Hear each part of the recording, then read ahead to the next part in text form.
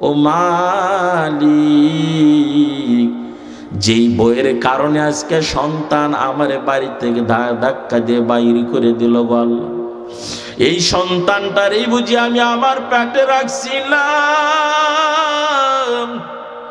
10 মাস 10 দিন আমি মা পেটে গর্ভধারণ করিয়াছি গো মালিক। ওরে সন্তান আমি তুরে পেটে রাখিয়া আমি মা রাতের বেলা ভালো ঘুমাইতে পারি নাই। রাতের বেলা যন্ত্রণা আমি ছটফট করেছি, ঠিক মতন ঘুমাইতে পারি নাই। আজ তুমি টাকা পয়সার মালিক হইয়া আমি মারে তুমি ধাক্কা দিয়ে বাড়ি থেকে বাহির করিয়া দিলাম। মা ডাক দে বলো, আসমানের মালিক আপনি এই বিচারটা করিয়ে। মার কান্নার আওয়াজ আর আসমানের মালিকের মাঝখানে কি কোনো পর্দা থাকে নাকি?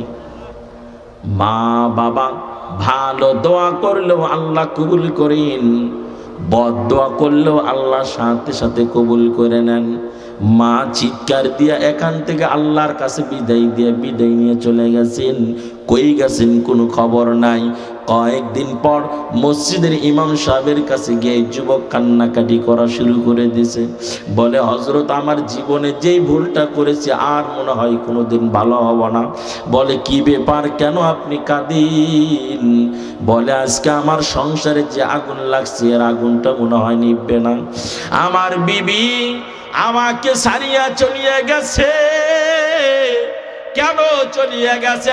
আপনার তো টাকা পয়সার অভাব নাই, আপনার বাড়ি ফ্ল্যাটেরও তো অভাব নাই, কেন আপনার বিবি চলিয়ে গেল? বলে, আমার মায়ের বদদুয়ার আগুন, আমার মা আমার জন্য বদদুয়া দিয়ে গেছে। কি সেই বদদুয়া দিয়ে গেল? কেন বদদুয়া দিল? বলে, আমি আমার মাকে আমার ঘরে জায়গা দিই নাই, আমি আমার মায়ের চুলের মুঠিটা ধরিয়া ঘাড়ে ধাক্কা দিয়া আমি আমার বাড়ি থেকে বাহির করে দিয়েছিলাম। মনে হয় আমার মায়ের চোখের পানি আর তার জবানের বদদুয়াটা বুঝে আমারে লাগিয়ে গেছে। আজকে আমার এই পায়ের ভিতরে সামান্য একটা ফোঁড়া হয়েছে, আমার বিবি আমার ঘরের ভিতরে আমাকে আর জায়গা দেয় না। বলে যে, তোমার এই পায়ের ফোঁড়ার দুর্গন্ধ সহ্য হয় না। আমি আমার বিবিরে বলিয়াছিলাম, ওরে বিবি, তোমার কারণে আমার জন্মদাতা মার বাড়ি থেকে বাহির করছি। তোমার প্রেমে পড়িয়া ছোট্টবেলা আমি কত অসুস্থ হইলাম, আমার মা তো আমারে ফালাইয়া দেই না। আজকে সামান্য একটা ফোঁড়ার কারণে তুমি আমার কাছে আসতে চাও না, অথচ আমি তোমার প্রেমে পড়ে আমার মাটারে বিদায়ী করে দিলাম। বিবি আমারে বলছে, যদি পাওটা ভালো না হয়, যদি দুর্গন্ধ দূর করতে না পারো, তাহলে আমাকে আর তুমি পাবা না। আমি এত চিকিৎসা নিলাম, এত ওষুধ খাইলাম, আমার এই পায়ের ফোঁড়াটা আর ভালো হলো না, আমার এই পায়ের ফোঁড়ার দুর্গন্ধটা আর ভালো হলো না। আমার বিবি গতকাল সন্ধ্যায় আমার রাইখে আমার এই বাড়ি ঘর ফালাইয়া বিদায় নিয়ে চলে গেছে। ও আল্লাহর বান্দা, ইমাম সাহেবের হাতটা জড়াইয়া কাঁদেন আর বলতেছেন, আমার এই কপালটা যে পুড়ছে আর মনে হয় কোনোদিন ভালো হবে না, কারণ আমি আমার মায়ের খবরও জানি না। পয়গম্বর, আমি যে বারবার হাদিস মুখস্থ করার চেষ্টা করি, আমার তো স্মৃতিশক্তি কম, স্মরণ থাকে না। এর 30 সাল এলাকার মুসলমান যুবক যারা স্কুল কলেজ ইউনিভার্সিটিতে পড়ো, মাদ্রাসায় পড়ো, ও পর্দার আড়ালের বোনেরা যারা লেখাপড়ার ভিতরে আছেন, একটু দিলের কান দিয়ে শুনিয়া রাখিন। আপনি লেখাপড়া করেন কেন? আপনার স্মৃতির ভিতরে লেখাপড়াগুলো ঢুকে না। 1 নাম্বার শর্ত হলো আপনাকে আগে গুনাহ ছাড়তে হবে, কারণ যেই অন্তরে গুনাহ আছে ওই স্মৃতিতে কখনো ইলমে দ্বীন অর্জন করা সম্ভব না। কথা বলেন ঠিক কিনা? হযরত আবু হুরায়রা নবীজির কাছে গিয়ে পেশ করলেন, ও পয়গম্বর, এত বারবার আমি আপনার হাদিস মুখস্থ করার চেষ্টা করি গো পয়গম্বর, কিন্তু আমার তো মনে থাকে না। নবীজি হযরত আবু হুরায়রার জন্য কেমন পাগল। নবীজি বলেন, ও আবু হুরায়রা, তোমার চাদরটা আমার সামনে একটু মেলাইয়া দাও। হযরত আবু হুরায়রা রাদিয়াল্লাহু তাআলা চাদরটা সামনে মেলাইয়া ধরলেন। নবীজি কি যেন বলিয়া ফু দিয়ে দিলেন চাদরের ভিতরে। আবু হুরায়রাকে বললেন, ও আবু হুরায়রা, এই চাদরটা জড়াইয়া একটু সিনার ভিতরে লাগাও। হযরত আবু হুরায়রা সিনার ভিতরে লাগাইয়া, কিতাবের ভিতরে লেখা হয়েছে, আবু হুরায়রা বলেন, ওই নবীজির বরকতের ফইয়ের চাদরটা যখন আমার সিনাই লাগাইছি, এরপর থেকে যা একবার শুনি দ্বিতীয়বার আর কখনো ভুলি না।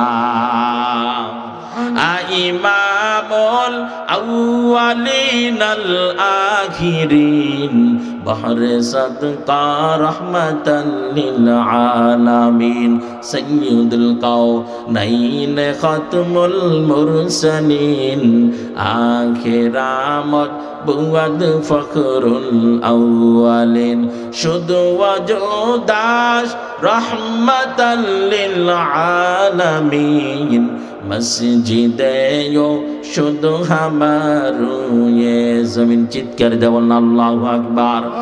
ওই সে আবু হুরায়রা রাদিয়াল্লাহু তাআলা বলেন, ক্ষুধা আমার পেটের ভিতরে, ক্ষুধা সহ্য করার মতো না। জমিনে আমি পড়ে থাকতাম, সবাই আমার মির্গি রোগ মনে করত। নবীজির দরবারে গিয়ে আমি যখন আমার এই হালাতগুলো তুলে ধরলাম, আমার নবীজি আমারে এতটাই ভালোবাসতেন যে নবীজি একদিন আমাকে বললেন, হে আবু হুরায়রা, তোমার থলির ভিতরে কি কোনো খেজুর আছে নাকি? আবু হুরায়রা বলেন, পয়গম্বর, আমার থলির ভিতরে কিছু খেজুর আছে। নবীজি বলেন, আবু হুরায়রা, ওই খেজুরের থলিটা আমার কাছে দিয়ে দাও। নবীজি নিজে বরকতময় একটু মুখ থেকে ফু দিয়া দিলেন, নিজের হাতের কিছু ছোঁয়া দিয়ে দিলেন খেজুরের ভিতরে। আর আবু হুরায়রা রে বললেন, ও আবু হুরায়রা, আমি রসুল তোমার জন্য দোয়া করিয়ে গেলাম, আমি রসুল তোমারে বলিয়া গেলাম, তুমি যতদিন বেঁচে থাকবা রিজিকের কোনোদিন অভাব হবে না, কিন্তু একটা কাজ তুমি সব সময় করিয়ে চলবা, বিসমিল্লাহ বলিয়া থলিতে হাত দিবা, যা মনে চাই উঠাইয়া খাইবা, যারে মনে চাই মেহমানদারি করাইবা, কিন্তু কোনোদিন খেজুরটা খুলিয়া দেখবা না কয়টা আছে আর কয়টা নাই, এইটা কোনোদিন লক্ষ্য করবা না। এরে আবু হুরায়রা, কিন্তু মনে রাখিও, যেই দিন এই রাষ্ট্রের ভিতরে অন্যায়ভাবে খুন করা হবে, হত্যা করা হবে, নির্যাতন করা হবে, ওই দিন তোমার এই থলির বরকতটা পর্যন্ত শেষ হয়ে যাবে। আসলো এভাবে নবীজির বিদায়। আসলেন হযরত আবু বকর সিদ্দিক রাদিয়াল্লাহু তাআলা নূর খেলাফত কাল, বিদায় নিয়ে চলে গেলেন। আসলেন হযরত উমর রাদিয়াল্লাহু তাআলা, চলে গেলেন ওনার খেলাফত কাল। আসলেন ওসমান গনি রাদিয়াল্লাহু তাআলা নূর জামানা। হযরত ওসমান গনি রাদিয়াল্লাহু তাআলা কি যেই দিন অন্যায় করে হত্যা করা হয়েছে, আবু হুরায়রা রাদিয়াল্লাহু তাআলা উনি ওই এলাকার ভিতরে তখন উপস্থিত ছিলেন না।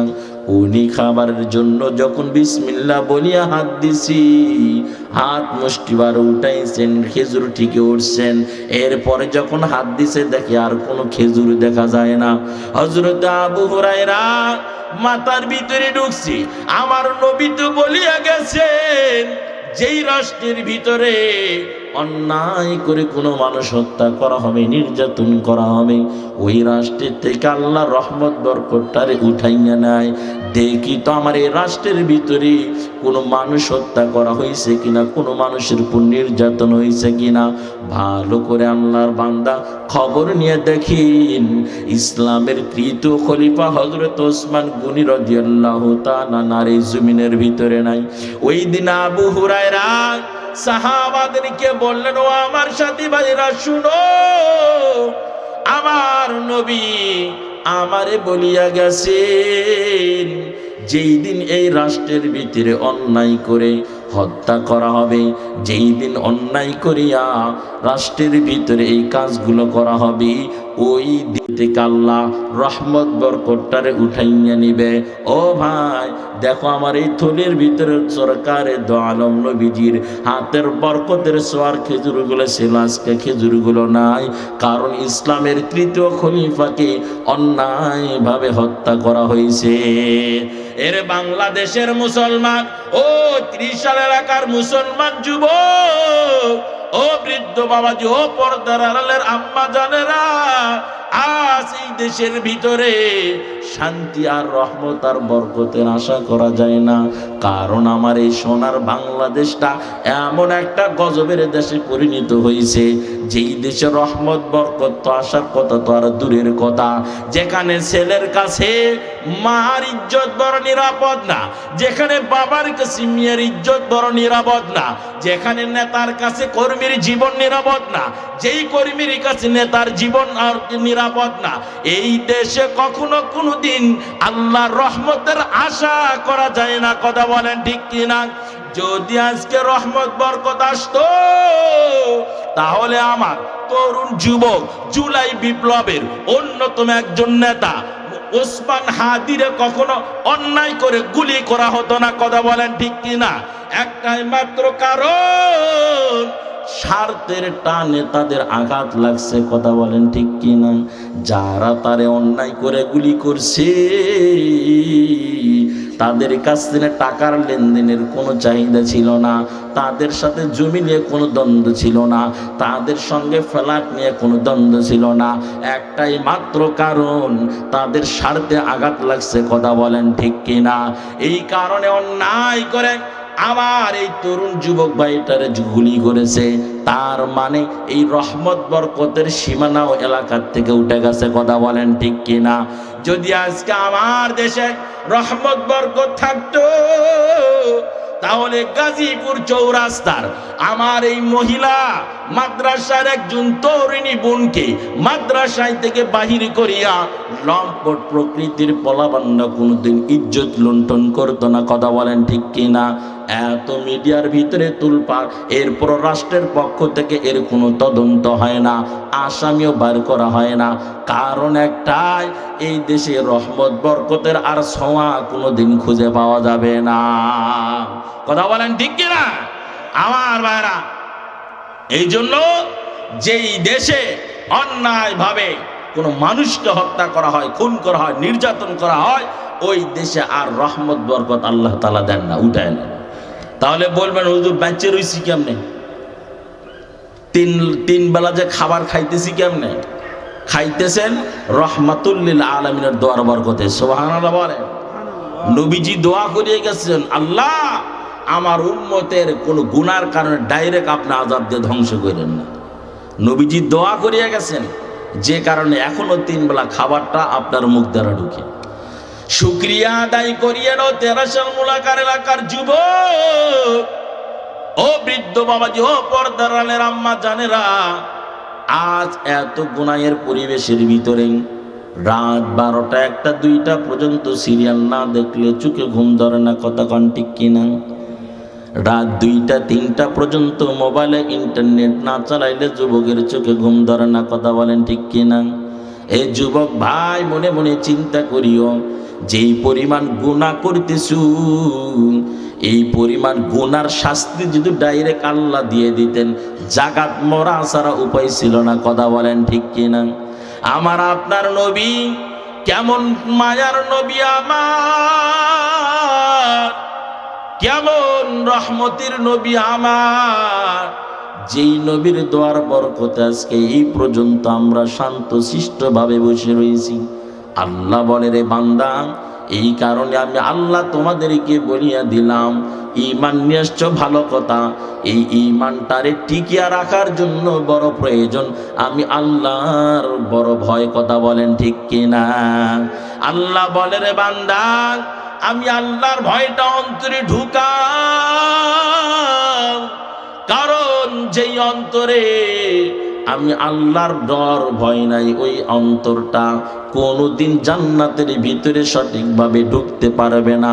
শুধুমাত্র ঈমান থাকলেই যে তুমি পরিপূর্ণ জান্নাতি হবা বিষয়টা এরকম না।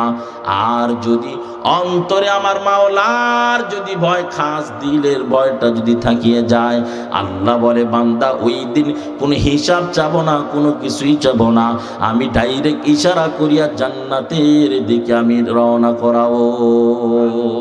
ইয়া ইলাহি तू मेरा माबूद है, या इलाही तू मेरा माशूक है, या इलाही मुझसे मुझको दूर कर, ताकि देखो मुझ में तुझको। एक नजर चित्कार दे बोलेन আল্লাহু আকবার। আল্লাহ বলে বান্দা ওয়া কুনু মা সাদিকিন, সত্যবাদীদের বন্ধু হয়ে যাইও, সত্যবাদীদের সঙ্গী হইয়া চলিও, গুনাহগার পাপিষ্ঠ অসৎ ব্যক্তিদের সঙ্গী হইও না। কারণ আমি আল্লাহর ভয়টা অন্তরে নিয়ে চলার চেষ্টা করিও, সৎ ব্যক্তিদের সঙ্গে হইয়া চলার চেষ্টা করিও। যদিও তুমি দুনিয়াতে সৎ পথে চলতে গিয়ে তোমার বড় কষ্ট হয়, মনে রাখিও বান্দা ওইটা কোনো কষ্ট না। কারণ অল্প সময়ের কষ্ট দিয়া আমি আল্লাহ চিরস্থায়ী জান্নাতের মেহমান আমি আল্লাহ তোমারে বানাবো। এই জন্য আমার ভাইরা আল্লাহর ভয়টা অন্তরে ঢুকাইয়া নেন। হযরতে ওমর রাদিয়াল্লাহু তাআলা ইসলামের দ্বিতীয় খলিফা, আল্লাহর বান্দা, নামাজের ইমামতি করতেন। হযরতে ওমর রাদিয়াল্লাহু তাআলা তাকায় দেখতেছেন যেই যুবকটা প্রতিদিন 5 ওয়াক্ত নামাজের সময় ওনার পিছনে দাঁড়াইয়া নামাজ আদায় করতেন। হঠাৎ করে বান্দা তাকায় দেখেন বেশ কয়েকটা দিন ধরে তারে আর পাওয়া যায় না। হযরত ওমর রাদিয়াল্লাহু তাআলা আচ্ছা 5 ওয়াক্ত নিয়মিত যে মুসল্লিগুলো মসজিদে আসে, যদি হঠাৎ করে কেউ না আসে, ইমাম সাহেব দেখবেন যে তার মনটা ছটফট করে। কথা কোন ঠিক কিনা? ইমাম সাহেব তার বাড়ি পর্যন্ত খবর নাই। কথা ঠিক? তো ওমর রাদিয়াল্লাহু তাআলা উনিও লক্ষ্য করে দেখতেছেন যেই যুবক প্রতিদিন 5 ওয়াক্ত নামাজে শরীক হইতেন, আজকে ওই যুবকটার কয়েকটা দিন ধরে দেখা যায় না। তো ওমর রাদিয়াল্লাহু তাআলা কি করছেন, ওই যুবকের খবরটা নেওয়ার জন্য তার বাসায় পর্যন্ত গেছেন। গিয়ে দেখেন যে তার বাবা মন খুব খারাপ, কান্নাকাটিতে ব্যস্ত। হযরত ওমর রাদিয়াল্লাহু তাআলা বাড়িতে গিয়ে দিলেন সালাম। বাবা কি জিজ্ঞাসা করলেন তার ছেলে সম্পর্কে, আপনার ছেলে কেন মসজিদে যায় না?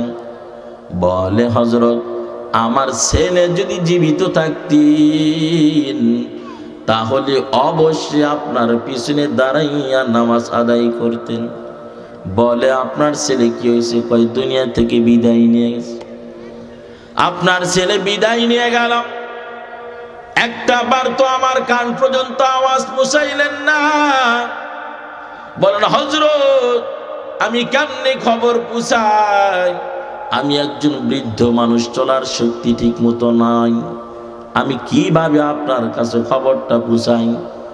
কারণ আমার ছেলের পক্ষ থেকেও নিষেধ ছিল আপনার কান পর্যন্ত যেন তার ইন্তিকালের খবরটা যেন পৌঁছানো না হয়। কেন এমন কথা নিষেধ করছেন? বলে আমার ছেলে আল্লাহকে অনেক ভয় করতেন, আল্লাহকে সবচাইতে বেশি ভয় করতেন। কারণ আমার ছেলে একজন সৎ চরিত্রবান একজন ছেলে ছিল। উনি মসজিদে যাওয়া আসা করতেন, রাস্তার পাশে একজন মেয়ে ছিল এরকম, যে সবসময় ছেলেটারে বিরক্ত করত। এরকম চরিত্রহীনা নারী সমাজে আছে কি না?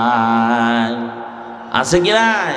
যেই ছেলের দেখবেন যে সৎ চরিত্র, এই ছেলেটারে হ্যাক করার জন্য দুশ্চরিত্র নারীগুলো ঘুরে। কথা কন ঠিক কিনা? আবার যে নারী সৎ আবার এই নারীটারে ধ্বংস করার লাগিয়া কিছু লম্পট প্রকৃতির যুবকগুলো ঘুরে কথা বলেন ঠিক কিনা? এই সেই চ্যালেঞ্জ যার অন্তরে আমার মাওলার বড় ভয়, প্রতিনিয়ত আল্লাহর ভয়টারে অন্তরে নিয়ে চলাফেরা করতেন। আল্লাহর বান্দা যুবক সন্তান মসজিদে আসা যাওয়া করেন। রাস্তার পাশে ছিল একজন রূপসী সুন্দরী মহিলার বাড়ি। এই মেয়েটা এই ছেলেটারে হ্যাক করার জন্য বারবার তার রাস্তায় বাধা দিত। একটা বার আমার চাহিদাটা তুমি পূরণ করিয়া দাও। ওই যুবকটার অন্তরে আমার মাওলার এত বড় ভয়, কোনো এক সময়ের জন্য বান্দার রাজি হইতেন না। কারণ ওই বান্দা সব সময় বলতেন, আল্লাহর কাছে আমি খাস দিলটা নিয়ে ঢুকতে চাই, আল্লাহর ভয়টা নিয়ে আমি আসরের ময়দানে উপস্থিত হতে চাই। আমার এই দুইটা চক্ষু দ্বারা বেগানা কোনো মহিলা দেখি আমি জাহান্নামে যেতে চাই না। আমার এই অন্তরে একমাত্র আমি আল্লাহর ভয়টারে জায়গা দিয়ে রাখছি, আমার রসুলের ভালোবাসাটা আমার অন্তরে জায়গা দিয়ে রাখছি। দুনিয়ার কোনো মহিলার ভালোবাসা অন্তরে জায়গা দিতে পারবো না। ওই আমার এই ছেলেটা একবার, দুইবার, তিনবার, চারবার বারবার এমন ঘটনা ঘটার পর আমার এই ছেলেটা একবার আমারে জানাইয়ে দিল। আমি বললাম, বাবা তুমি মসজিদ ছাড়িও না, মসজিদে আসা যাওয়া করো, আমি বাবা তোমার গাইডলাইন দিব, আমি বাবা তোমারে দেখে রাখবো। একদিন আমি দূর থেকে তাকায় দেখতেছি আমার এই ছেলেটারে ওই মেয়ে পিছন দিক থেকে জাপটা মারা ধরছে। আমার ছেলে সেখানে চিৎকার দিয়ে বলছো, দয়ার মালিক, যেই যুগে আসি আমি আমার জীবনটারে রক্ষা করতে পারলাম না, আমার শরীরে একজন বেগানা মহিলার হাত পড়ছি, ও মালিক মনে হয় আমি আমার আর ইমানটারে টিকায় রাখতে পারবো না। আল্লাহ গো, আপনি আমার এই দুনিয়া থেকে আপনি আমারে উঠাইয়া নিয়ে যান। হযরত ওমর রাদিয়াল্লাহু তাআলা আনকে বলতেছেন, আমার ছেলে ওই সময় একটা চিৎকার দিয়ে বলছেন, মালিক রে, আপনি আমারে উঠাইয়া নেন, আমি আর এই দুনিয়ায় থাকতে চাই না, কারণ এখানে আমার ইমানটা বড় নিরাপদ না। হযরত ওমর রাদিয়াল্লাহু তাআলা কি বলেন, ও খলিফা, আমার ছেলে চিৎকার দিতে দেরি হয়েছে, তার দেহ থেকে প্রাণ পাখিটা বের হইতে দেরি হয় নাই। হযরত ওমর রাদিয়াল্লাহু তাআলা ওই যুবকের কবরে গিয়া জিয়ারত করি। আল্লাহর বান্দা কবরে একটা আওয়াজ দিছে, এ যুবক বলো গো তুমি কবরের ভিতরে কেমন আছো? কবরের ভিতর থেকে একটা গাবি আওয়াজ দিয়ে বলার, ও খলিফা, আল্লাহ তাআলা আমার এই আমলের বিনিময় 2টা জান্নাত আমাকে পুরস্কার দান করেছেন। এর 30 সালের এলাকার মুসলমান যুবক, ও বৃদ্ধ বাবাজি, ও পর্দালার মাগো, ইতিহাসটা একটু দিলের কান দিয়ে শুনিয়া অন্তরের ভিতরে গাঁথানোর চেষ্টা করেন রে মা। এই যে মাঠে আজকে বয়ান চলতেছে, আগামী দিনেও বয়ান চলবি, কিন্তু আজকে যারা আছি আগামী দিনে অনেকেই থাকবো না, কথা বলেন ঠিক কিনা? এরে নবীর উম্মতের দল, এরে যুবক, আজকে একটু লক্ষ্য করিয়ে দেখো রে ভাই, খেলার মাঠে কত বন্ধু ছিল, আজকে কিন্তু অনেকেই নাই, বিদায় নিয়ে চলে গেছে। এখানে যারা আছেন সাদা দাড়ি হয়ে গেছে, মাথার চুলগুলো সাদা হয়ে গেছে, হাত পায়ের চামড়াগুলো আস্তে আস্তে ঢিল হওয়া শুরু হয়ে গেছে। আগে যেই পরিমাণ শক্তি ছিল এখন আর আগের মতন শক্তি পাওয়া যায় না। দাঁত 32টার ভিতরে দেখেন 10-12টা উঠে চলে গেছে। আগের মতন জবানের ভিতর আর শক্তি ঠিক মতন পাওয়া যায় না। কোন সময় যেন আমার আপনার জন্য উঠে নেওয়ার জন্য আজরাইল এসে হাজির হয়ে যায়। ওরে আজরাইল যখনই আপনার সামনে আসবে, আজরাইলের সুরতটা দেখিয়া কলিজা পর্যন্ত ফাটিয়া যাবে। আপনি চিৎকার দিবেন কিন্তু আপনার চিৎকার আওয়াজ কেউই শুনবে না। আমার মাওলার ভয়টা অন্তরে ঢুকান। সৎ ব্যক্তিদের সঙ্গী হয়ে চলেন, অসৎ ব্যক্তিদের সঙ্গে চলার চেষ্টা করিয়েন না। আমার আপনার মতন তো মানুষ ছিলেন ফেরাউনের ঘরের স্ত্রী হযরতে বিবি আসিয়া, কথা বলেন ঠিক কিনা? এই সেই আসিয়া আমার মাওলার কেমন বড় আশিক। আল্লাহকে ডাক দিয়ে বলতেন, ও আসমানের মালিক, আপনি আমার নসিবে এমন একটা স্বামী জুটাইয়া দিছেন, যেই স্বামী আপনাকে মানে না, ডাইরেক্ট নিজে খোদা দাবি করে বসলো। ও মালিক, এত তো মনে বড় দুঃখ ছিল না, কিন্তু বড় দুঃখ হলো সে আমার ইমানটারে নিয়ে বারবার টান দেয়। ও আসমানের মালিক, আমি আপনার কাছে দোয়া করলাম, আমার যদি জীবনও যায় তবু আমার ইমান যেন না হারায়। মালিক রে, আপনার কাছে আমার শেষ আর জীবন, আমার ইমানটা যেন ছুটিয়া না যায়, আমি যেন ইমান থেকে একটা মুহূর্তের জন্য যেন বিচ্ছেদ না হই। মালিক রে, আপনি আমার ইমানটারে টিকায় রাখিয়েন। ফেরাউন বারবার বলে, আসিয়া রে, তাড়াতাড়ি তুই আমার উপর ইমান আন, ওই আল্লাহকে বাদ দিয়ে দে, কারণ আমার মতন খোদা আর এই জমিনের ভিতরে নাই। আসিয়া বলে, ও ফেরাউন, তুমি শুধু মিশরের খোদা হইতে পারো, কিন্তু আমার আল্লাহ শুধুমাত্র মিশরের খোদা না, বরং পুরা পৃথিবীর হলো আমার আল্লাহ। ফেরাউনের মাথা গরম হয়ে গেল, নিজের ঘরে দেখি আগুন জ্বালায় গেছে। নিজের বিবি যদি আমার উল্টিয়া যায়, তাহলে তো অন্য অন্য বান্দাদেরকে মানানো বড় কঠিন, কথা বলেন ঠিক কিনা? আসিয়ারে বলে, আসিয়া, আমি তোর অনেক ভালোবাসিয়া তোর আমি বিয়ে করেছি রে আসিয়া, তোর প্রতি আমি এই জন্য বড় দুর্বল, কারণ তোর মতন সুন্দরী মেয়ে আমার নজরে পড়ে নাই। এরে আসিয়া, আমি তোরে বিয়ে করে নিয়ে আসছি, সাবধান, তুই অন্তত আমারে যদি নাও মানিস, অন্য কোনো ব্যক্তির কাছে তোর ওই খোদার পরিচয়টা দিস না। আমি যে 2 নাম্বার খোদা, এর পরিচয়টাও তুই দিস না। আসিয়া বলে, সম্ভব না, কারণ আমার মাওলার কালেমার দাওয়াত আমি এই জমিনেই প্রচার করব। সুবহানাল্লাহ বলেন। ফেরাউনের মাথা গরম, আসিয়ারে শাস্তি দেওয়ার জন্য রেডি হয়ে গেল। চালাও গরম পানি, জ্বালাও গরম পানি, টকবক টকবক করে পানিগুলো ফুটতেছে। আসিয়ারে বলে, আসিয়া, তাড়াতাড়ি ওই আল্লাহর উপর থেকে ইমানটা ছাড়িয়ে দাও। আমি ফেরাউনকে তুমি বিশ্বাস করে নাও যে আমি তোমার খোদা, নইলে দেখতেছো এই যে কড়াইয়ের ভিতরে পানি গরম জ্বলতেছে, এখানে আমি তোমারে ফালিয়ে দিব। আসিয়া বলে, ও ফেরাউন, শুধু এই পানি না, ডাইরেক্ট আগুনেও যদি জ্বালাইয়া দেও, যেই মাওলার প্রেমটা ভালোবাসাটা, যেই মাওলার কালেমাটা একবার গ্রহণ করছি, দ্বিতীয়বার কখনোই সিনা থেকে বের করা সম্ভব না। ফেরাউনের মাথা গরম হয়ে গেল। আসিয়ারে শাস্তি দেওয়ার জন্য ফেরাউনের দলবলগুলো রেডি হয়ে গেল। এক পর্যায়ে শাস্তিও শুরু হয়ে গেল। আসিয়া আমার মাওলারে ডাক দিয়ে বলে, ও মালিক, আমি আমার জীবনের বিনিময় হলো আপনার কাছে আমি আরজি পেশ করিয়ে গেলাম রে মালিক, আপনি যেন আমার ইমানটারে যেন ছিনাইয়া না নেন। এই জগতে যদি ভালো কিছু না পাই, এত আমার মনে কোনো দুঃখ নাই, কিন্তু আমি যদি আপনারে না পাই, আমার সবচেয়ে বড় দুঃখ থেকে যাবে।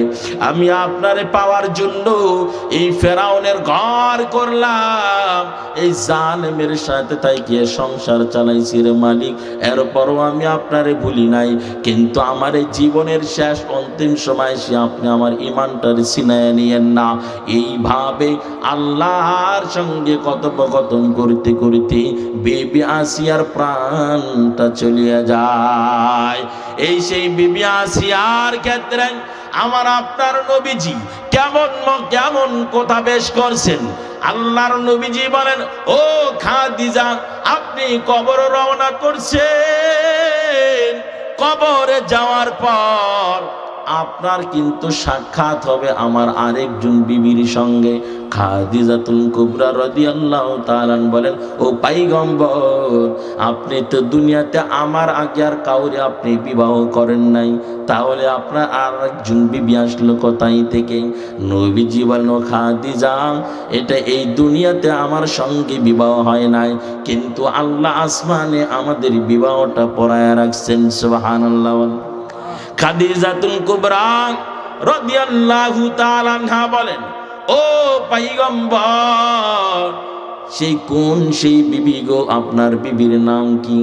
নবীজি বলেন, ও খাদিজা, আমার ওই বিবির নাম হলো ফেরাউনের ঘরের স্ত্রী বিবি আসিয়া। আমার মাওলার কেমন বড় আসে,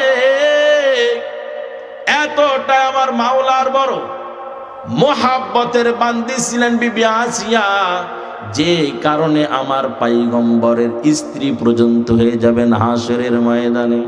এর নবীর উম্মতের দল, এই জন্য বলিয়া যায়, আমার আল্লাহর ভয়টা অন্তরে ঢুকাইয়া নেন, আমার মাওলার ভয়টা অন্তরে ঢুকাইয়া নেন। আল্লাহ বলে, ওই ইমানদারেরা, ইয়া আইয়ুহাল্লাযীনা আমানুত্তাকুল্লাহ ওয়া কুনু মা'আস সাদিকিন। আমি আল্লাহর ভয়টা অন্তরে ঢুকাইয়া নেও, আর যতদিন দুনিয়ায় চলবা সৎ ব্যক্তিদের সঙ্গী হইয়া চলিও, অসৎ ব্যক্তিদের সঙ্গে চলিও না। কারণ অসৎ ব্যক্তি তোমার সঙ্গে চলবে যতক্ষণ স্বার্থ আছে। কথা কন ঠিক কিনা?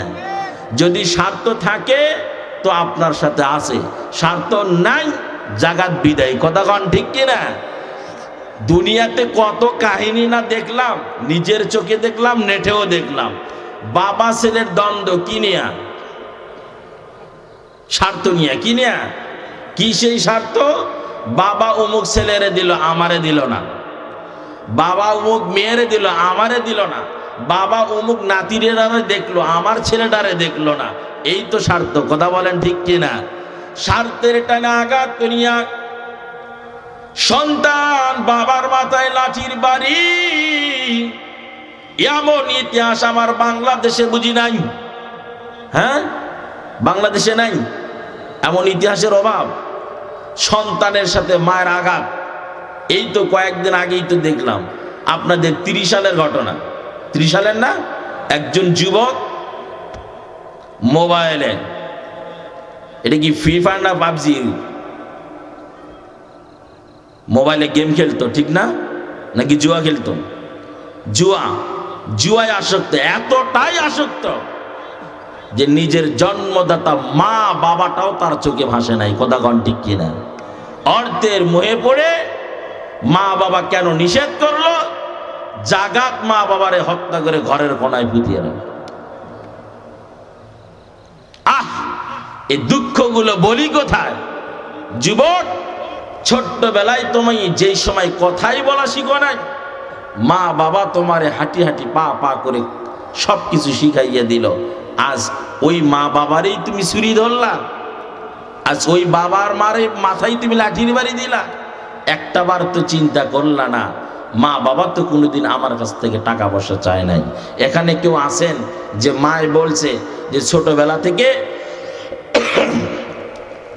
আমি তোমারে 3 বেলা খানা পাক করে খাওয়াইছি, তোমার পোশাকগুলো দিয়ে দিলাম, প্রত্যেকটা দিনের বিনিময়ে 500 টাকা করে আমার দিন মজুরি দিবা? আছেন কেউ এখানে? মায় বলছে কোনোদিন? বাবাই বলছে কোনোদিন যে খ্যাত বিক্রি করলাম, শরীরের ঘাম ঝরাইলাম, তোমারে চাকরিজীবী বানাইয়া দিলাম, এখন চাকরির যত বেতন আছে সব তুমি আমারে দিবা?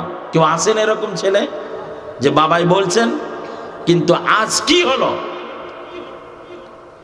ওই মা বাবার আজকে কপালে এত কেন দুর্গতি? এর ভিতরে থেকে একটা কারণ, মা বাবা যেই ভুলটা করছে সেইটা হলো ছোটবেলায় তার অন্তরে আল্লাহর ভয়টা ঢুকায় নাই। কথা বলেন ঠিক কিনা?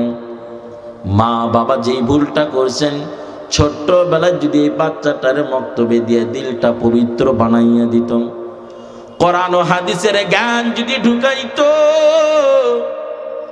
এই সন্তান কোনোদিন নষ্ট হইতো না। যদিও নষ্ট হয়, তবু এত নিচে নিম্ন শ্রেণীর নষ্ট কোনোদিন হইতো না। কথা বলেন ঠিক কিনা? বাংলাদেশে যত বৃদ্ধাশ্রম আছে, কোন মসজিদের ইমাম সাহেবের মা বাবা নাই। কথা বলেন ঠিক কিনা?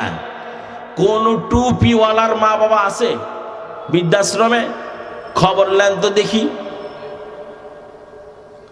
একটা বৃদ্ধাশ্রমে কোন মা বাবা এরকম পাবেন না যে আলিফ বাতা পড়নেওয়ালা কোন সন্তানের মা বাবা বৃদ্ধাশ্রমে আছে। বৃদ্ধাশ্রমে আছে কারা?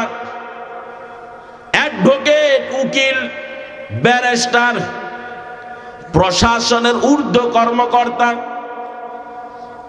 একটাবার চিন্তা করে নাই এই সন্তানগুলো আজকে আমি আমার এই দামি ফ্ল্যাটের ভিতরে আমি আমার মার জায়গা দিতে পারলাম না। হে ভাই, একটু মনে মনে চিন্তা করিও। আজকে তুমি 3.5 হাত বডির মানুষ হইছ। ইঞ্চির হিসাব করলে কেউ হয় 6 ফুট, কেউ হয় 7 ফুট, কেউ হয় 5 ফুট। কথা কন ঠিক কিনা? কিন্তু মায়ের পেটটা কয় ফুট? মায়ের পেট কয় ফুট? এরিয়া কত বড়? আমি যে 1 প্লেট খানা খাই, এই খানাটাও তো মায়ের পেটে ঢুকে না। কথা কন ঠিক কিনা? মহিলারা কিন্তু খাবারের দিক দিয়ে অনেকটাই দুর্বল।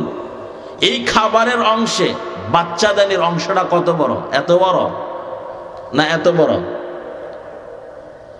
এই যে ছোট্ট একটা ব্যাটাং 4 জন 5 জন 6 জনও আছে, 7 জন বাচ্চাও জন্মে নেয়। নেটে আজ পাইছেন না? খবর পাইছেন তো ইনশাল্লাহ? মায়ের এই ছোট পেটের ভিতরে 2 জন 4 জন 5 জন পর্যন্ত জায়গা হয়। তোমারে মা 10 মাস 10 দিন পর্যন্ত তার উদরে রাখলো ছোট্ট একটা পেটের ভিতরে। আজ তুমি বড় টাকাওয়ালার মালিক হইলা, কিন্তু তোমার এই এত বড় 14 ফুট লম্বা, 10 ফিট চৌড়া, কিছু ঘর আছে 16 ফিট লম্বা, 10 ফিট চৌড়া, এত বড় বড় ঘরের ভিতরে আজকে তোমার জন্মদাতা মা বাবার জায়গা হয় না। কথা কন ঠিক কিনা? এত কপাল পরা সন্তান এই জমিনে বুঝি নাই? আছে না নাই? কথা বলেন, আছে না নাই? এই সন্তান একটা বার তো এতটুকু খেয়াল করলো না, মায়ের ছোট্ট পেটের ভিতরে আমার জায়গা হইল, আর বইয়ের কথাই চলিয়া আমার এই এত বড় ঘরের ভিতরে মা বাবার জায়গা হলো। ঢাকা মিরপুরের ঘটনা। ব্যাংকের বড় চাকরিজীবী, লক্ষ লক্ষ টাকা তার ইনকাম। বাইক চালাইয়া নিজে যাইতো সেই ব্যাংকে। বাসা থেকে ব্যাংকটা খুব বেশি দূরে ছিল না, কিন্তু জন্মদাতা মা গ্রামের বাড়ি থেকে যখন নিজের ছেলের সংসারে যখন আসছি, 1 দিন 2 দিন 1 মাস 2 মাস 3 মাস, এর চাইতে বেশি আর হবে না। মডার্ন যুগের বউ তো। গ্রামের মহিলা ঠান্ডা কপটা কিন্তু স্বাভাবিক মতন প্রায় সময় লেগে থাকে। কথা কন ঠিক কিনা? গ্রামের মানুষদের রোগের ভিতরে থেকে এটা একটা রোগ যে ঠান্ডা কপগুলো প্রায় সময় লেগে থাকে। এই মহিলা ঘরের ভিতরে প্রায় সময় কাশতো। মডার্ন বইয়ের আর সহ্য হয়েছে না। 1 দিন 2 দিন 2 মাস 3 মাসের মাথায় স্বামীরে অর্নিং দেওয়া শুরু করলো, মাডারে বিদায় করো, আর না হলে তুমি থাকো আর তোমার মাও থাকো, আমি বিদায়। তুমি থাকো আর তোমার মাও থাকো, আমি কি বিদায়। কি হয়েছে, কেন বিদায়? বলে তোমার মায়ের এই হুক্কুর হুক্কুরে কাশ আর আমার পছন্দ হয় না। আমার আত্মীয় স্বজনরা আসলে সবাই শুধু বলে এই বুড়িকে কাজের ভুয়া নাকি। আমি পরিচয় দিতেও বড় লজ্জা পাই, কারণ তোমার মায়ের চলন বলন বেশি একটা ভালো না। কেমন উত্তর? ছেলেটাও কেমন কপাল পরা, নিজের জন্মদাতা মাকে বিদায় করে দিল।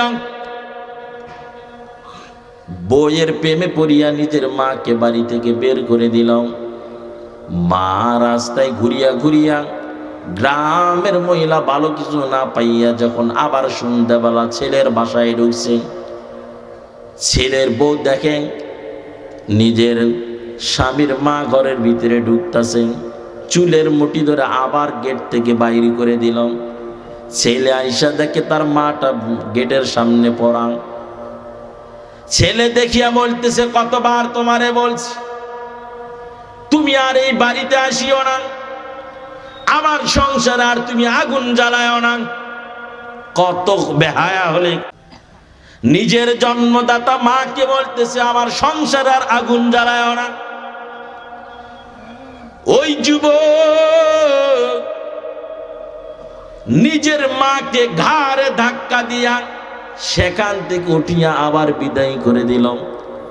মা চোখের ভিতরে পানি দিয়া বলে, ও সন্তান, আমি তো একটা বারের জন্য বলছিলাম না যে তুমি আমাকে ঢাকা শহরে নিয়ে আসো? আমি গ্রামে ছিলাম, গ্রামেই তো ভালো ছিলাম, আত্মীয় স্বজনদের কাছ থেকে চাইয়া আমি আমার দিনটা তো ভালো মতনই আমি কাটাইতে পারতাম। তুমি তো আমার এই শহরে নিয়ে আসছো, এখান থেকে যে আমি বাড়ি পর্যন্ত যাব তাও তো আমার পক্ষে সম্ভব না, কারণ আমি রাস্তাও চিনি না। সন্তান ধাক্কা দিয়ে যখন বাহির করে দেয়, আর মা বলে, ও মালিক, যেই বইয়ের কারণে আজকে সন্তান আমার বাড়ি থেকে ধাক্কা দিয়ে বাহির করে দিল বল, এই সন্তানটারই বুঝি আমি আমার পেটে রাখছিলাম। 10 মাস 10 দিন আমি মা পেটে গর্ভধারণ করিয়াছি গো মালিক। ওরে সন্তান, আমি তুরে পেটে রাখিয়া আমি মা রাতের বেলা ভালো ঘুমাইতে পারি নাই। রাতের বেলা যন্ত্রণা আমি ছটফট করেছি, ঠিক মতন ঘুমাইতে পারি নাই। আজ তুমি টাকা পয়সার মালিক হইয়া আমি মারে তুমি ধাক্কা দিয়ে বাড়ি থেকে বাহির করিয়া দিলাম। মা ডাক দে বলো, আসমানের মালিক, আপনি এই বিচারটা করিয়েন। মার কান্নার আওয়াজ আর আসমানের মালিকের মাঝখানে কি কোনো পর্দা থাকে নাকি? মা বাবা ভালো দোয়া করলেও আল্লাহ কবুল করেন, বদ দোয়া করলেও আল্লাহ সাথে সাথে কবুল করে নেন। মা চিৎকার দিয়া এখান থেকে আল্লাহর কাছে বিদায় নিয়ে চলে গেছেন। কই গেছেন কোনো খবর নাই। কয়েকদিন পর মসজিদের ইমাম সাহেবের কাছে গিয়ে যুবক কান্নাকাটি করা শুরু করে দিয়েছে। বলে, হযরত, আমার জীবনে যেই ভুলটা করেছি আর মনে হয় কোনোদিন ভালো হব না। বলে, কি ব্যাপার, কেন আপনি কাঁদেন? বলে, আজকে আমার সংসারে যে আগুন লাগছে এর আগুনটা মনে হয় নিভবে না। আমার বিবি আমাকে ছাড়িয়া চলিয়ে গেছে। কেন চলিয়ে গেছে? আপনার তো টাকা পয়সার অভাব নাই, আপনার বাড়ি ফ্ল্যাটেরও তো অভাব নাই, কেন আপনার বিবি চলিয়ে গেল? বলে, আমার মায়ের বদদুয়ার আগুন, আমার মা আমার জন্য বদদুয়া দিয়ে গেছে। কি সেই বদদুয়া দিয়ে গেল? কেন বদদুয়া দিল? বলে, আমি আমার মাকে আমার ঘরে জায়গা দিই নাই, আমি আমার মায়ের চুলের মুঠিটা ধরিয়া ঘাড়ে ধাক্কা দিয়া আমি আমার বাড়ি থেকে বাহির করে দিয়েছিলাম। মনে হয় আমার মায়ের চোখের পানি আর তার জবানের বদদুয়াটা বুঝে আমারে লাগিয়ে গেছে। আজকে আমার এই পায়ের ভিতরে সামান্য একটা ফোঁড়া হয়েছে, আমার বিবি আমার ঘরের ভিতরে আমাকে আর জায়গা দেয় না। বলে যে, তোমার এই পায়ের ফোঁড়ার দুর্গন্ধ সহ্য হয় না। আমি আমার বিবিরে বলিয়াছিলাম, ওরে বিবি, তোমার কারণে আমার জন্মদাতা মার বাড়ি থেকে বাহির করছি। তোমার প্রেমে পড়িয়া ছোট্টবেলা আমি কত অসুস্থ হইলাম, আমার মা তো আমারে ফালাইয়া দেয় না। আজকে সামান্য একটা ফোঁড়ার কারণে তুমি আমার কাছে আসতে চাও না, অথচ আমি তোমার প্রেমে পড়ে আমার মাটারে বিদায়ী করে দিলাম।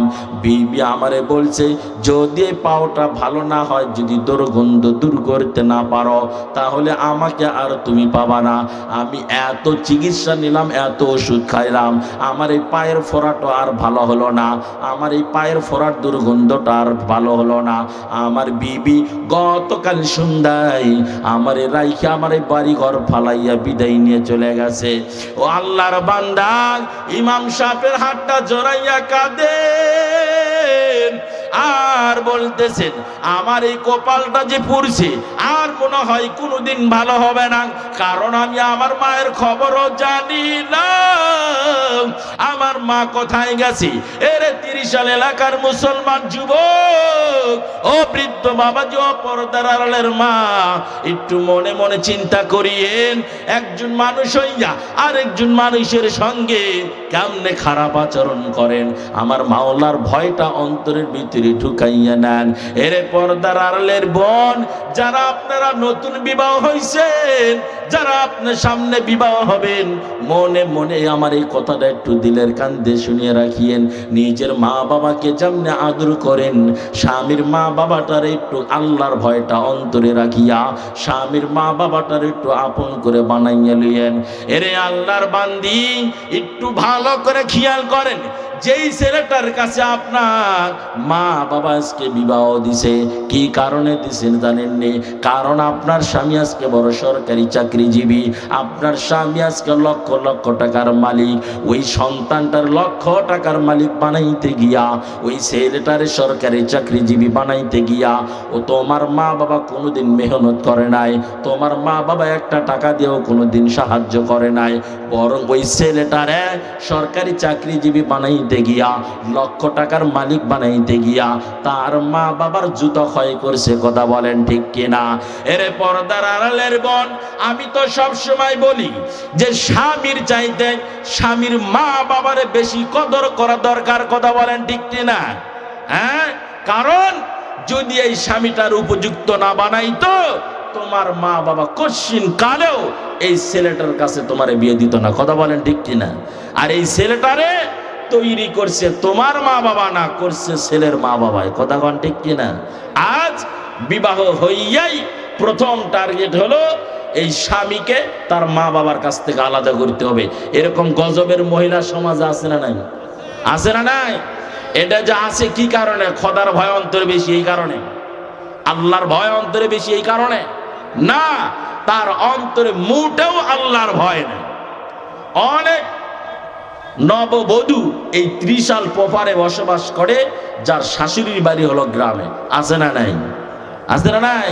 বিয়ার পরেই টার্গেট শ্বশুর শাশুড়ির কাছ থেকে আগে আলাদা হইতে হবে। কেমনে আলাদা হওয়া যায়? তুমি যেখানে চাকরি করো আমাকে সেখানে নিয়ে যাও। আছে না নাই? এরকম আছে না নাই? আগে টার্গেট শ্বশুর শাশুড়ির কাছ থেকে আলাদা হতে হবে। ফ্ল্যাটের বাসা ভাড়া নাও, কষ্ট হলো আমি তোমার কাছে সেখানেই থাকবো। বিবাহের পরে স্বামী ছাড়া আর ভালো লাগে না। মূল টার্গেটটা এইটা না। স্বামীর ভালোবাসাই যদি অন্তরে থাকতো, তাহলে আগেই বলতো, ও স্বামী, আপনি চাকরি করেন, সারাটা দিন কষ্ট করেন, যেখানেই থাকেন না কেন আপনি কষ্ট করবেন সেখানে, আপনার মা বাবা কষ্ট করবে ঘরে, আমি আপনার পক্ষ থেকে আপনার মা বাবারে দেখাশোনা করব।